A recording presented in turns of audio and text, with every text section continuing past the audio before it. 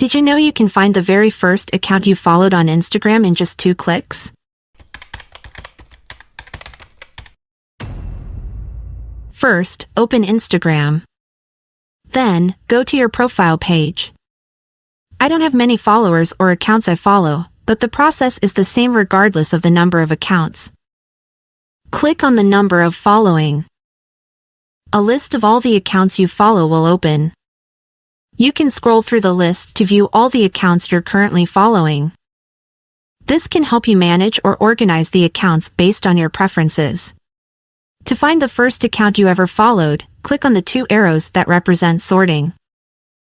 Now, just sort the accounts. Select Date Followed, Earliest. The first account at the top of this list is the one you followed first.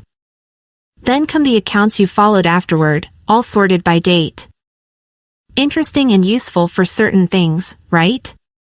It's always fun to take a trip down memory lane and see who you followed first. Don't forget to share this trick with your friends. Subscribe to our channel and support our work.